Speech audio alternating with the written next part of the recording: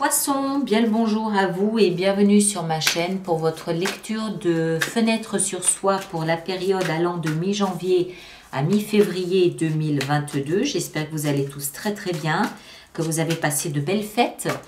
On est donc réunis ici à nouveau pour une petite lecture qu'on va faire sous la forme de la croix que vous connaissez tous. Et à l'issue de cette lecture, je vous sortirai une petite carte conseil pour vous aider, dans cette lecture.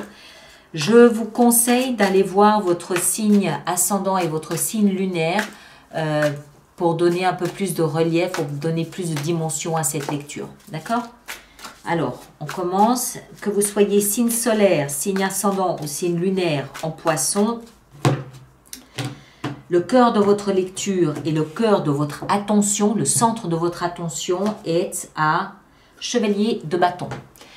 Alors, le Chevalier de bâton, c'est un chevalier qui est connecté à l'aventure, il est connecté à l'audace, il est connecté à l'étranger, il est connecté à découvrir tout ce qui est inconnu.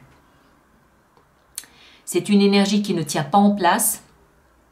C'est une énergie qui a de multiples projets à la fois, qui croque la vie, qui vit intensément, fébrilement, avec beaucoup d'enthousiasme, beaucoup de joie, beaucoup d'énergie. Il y a beaucoup d'énergie là-dedans. Mais cette énergie, vous la mettez dans l'action. C'est-à-dire que vous ne tenez pas en place. Il faut faire quelque chose en permanence. Il faut avoir 3 projets en permanence. Il faut toujours avoir une activité sous le coude, ici ou là-bas. Et tout ça connecté avec cette notion d'étranger. De là d'où vous venez, on a les amants. Dans un contexte sentimental, le chevalier de bâton peut représenter un grand tombeur. C'est le séducteur, c'est le charmeur, c'est quelqu'un qui a besoin de séduire pour l'amour de séduire. D'accord? Donc, de là d'où vous venez, les amants. Les amants peuvent nous expliquer que soit vous avez trouvé un amour qui vous correspond, un partenaire, un amour qui vous correspond, quelque chose qui était écrit, quelque chose qui était destiné, une belle rencontre et vous vous dites « Waouh, ça y est, ça c'est l'amour de ma vie ». Soit c'est vraiment une rencontre avec vous-même. Vous vous découvrez sous une facette que vous ne soupçonniez pas. Vous vous découvrez des talents, des compétences, des envies, des rêves que vous ne pensiez pas. Vous vous découvrez, c'est vraiment la découverte de soi-même. Je parle de l'intérieur, bien sûr. Donc, on va voir où tout ça nous mène. Dans la tête, on a 9 de coupe. Waouh! Vous êtes heureux. Il y a dans votre vie de la joie, il y a beaucoup d'amour, il y a beaucoup d'aisance, il y a beaucoup d'affection, il y a beaucoup de tendresse. Vous comprenez que vous êtes en train de réaliser un rêve. Ce à quoi vous pensiez, vos désirs de toujours sont en train de se concrétiser, sont en train de se matérialiser. Vous baignez dans l'abondance d'amour dans votre tête, toujours.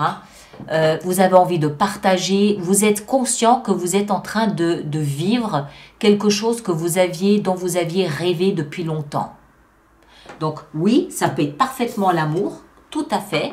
Ça peut être même la redécouverte d'un amour avec votre partenaire, mais ça peut aussi être la découverte d'une vocation. Tout comme, encore une fois, ça peut être la découverte de vous. Et vous vous dites, waouh, je pensais jamais être ce type de personne. Je suis épaté, ébahi, stupéfait par la personne que je suis. C'est possible. Ceux qui font du développement personnel arrivent à un moment donné, vous vous dites, waouh, c'est ça moi, waouh, je suis sous le charme. C'est tout à fait possible.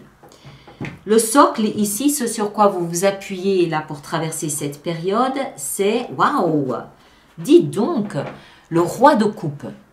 Alors, le roi de coupe peut représenter une personne d'un signe d'eau, comme vous, Cancer, Scorpion, Poisson, mais moi, je ne crois pas. Moi, je crois que, en fait, ce qui vous épate ici, c'est votre capacité à assumer vos émotions. Le roi de coupe, c'est une énergie qui se plaît dans les émotions parce que, en fait, il les assume. Il les assume pleinement. Je ne veux pas employer le terme maîtriser parce que pour moi, on ne maîtrise pas une émotion. C'est le propre même de l'émotion, c'est qu'on ne la maîtrise pas. Mais il n'en a pas peur. Il n'a pas peur d'être submergé d'émotions. Il n'a pas peur de parler d'émotions. Il n'a pas peur de ressentir des émotions. Il les assume de A à Z. Avec le roi, il y a une notion de maturité. Il y a une notion de responsabilité. Il y a une notion d'expérience, j'allais dire d'expertise. Pourquoi pas? Vous comprenez, il y a vraiment cette notion je suis amoureux, je l'assume et je le dis. Point. Donc, c'est ce sur quoi vous vous appuyez pour traverser cette période. Assumez vos émotions. Les laisser venir à vous et vous baigner dedans, les accepter, les accueillir et les assumer pleinement. Encore une fois, ça peut toucher différents domaines. Hein, vous le placez dans ce que vous vivez.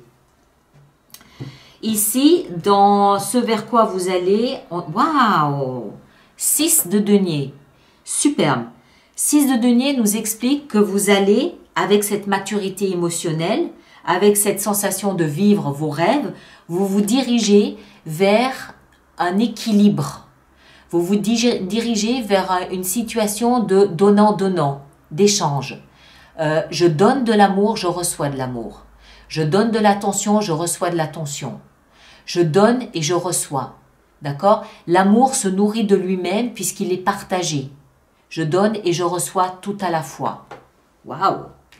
Alors, ceux d'entre vous pour qui il s'agit vraiment d'une relation amoureuse, elle est sublime. D'accord? Maintenant, s'il s'agit plus de travail, de vocation professionnelle ou quelque chose comme ça, c'est un travail qui va vous nourrir sur le plan émotionnel. Vous aimez ce que vous faites, c'est un travail qui vous porte, qui vous subjugue et vous assumez pleinement et c'est un travail qui vous nourrit. Maintenant, si c'est sur le plan familial, un neveu, un cousin, une vieille tante, ben voilà, il y a de la réciprocité, on parle d'émotion, on parle de tendresse, on parle d'amour et vous assumez pleinement tout ce que vous dites et tout ce que vous ressentez et tout ce que vous partagez. Et en plus, vous allez vers une situation d'échange là-dedans. Superbe. Superbe. Alors, un petit conseil avec tout ça pour vous, amis poissons. Alors, qu'est-ce qu'on a? Qu'est-ce qu'on a avec ça pour nos amis poissons? On a. Waouh, punaise. 10 de denier. Alors, 10 de denier, c'est la carte de la sécurité, de la protection à tous les niveaux. Oui, ça peut être du patrimoine, ça peut être de l'argent, ça peut être immobilier, ça peut être professionnel, mais c'est aussi familial. On voit ici toute une lignée familiale. C'est-à-dire que vous vous sentez bien dans votre famille, vous vous sentez un clan, une tribu. Vous vous sentez protégé par vos parents, par vos enfants. Vous protégez vos parents, vous protégez vos enfants. Il y a une bonne entente, il y a une bonne harmonie, il y a un échange, il y a une réciprocité, du respect, de l'estime, de l'amour familial. D'accord? Maintenant, ça peut aussi être de l'argent. Encore une fois, ça peut être du patrimoine, de l'immobilier, ça peut être des terrains. Ça peut aussi être des diplômes, des compétences. Ça peut être, voilà, c'est tout ce qui vous permet de vous sentir en sécurité dans votre existence, dans votre vie. Donc la carte conseil, c'est prenez conscience que vous êtes en train de bâtir votre sécurité, votre protection, vous êtes en train de bâtir votre arbre généalogique et vous êtes en train de bâtir une forme de retraite, une forme de protection, une forme d'empire, de château fort pour vous. D'accord? Ça ne veut pas dire que vous allez vous bloquer là-dedans comme dans une tour d'ivoire, c'est pas ça. Mais vous êtes en train de construire quelque chose qui va vous offrir cette sensation de sécurité et de protection.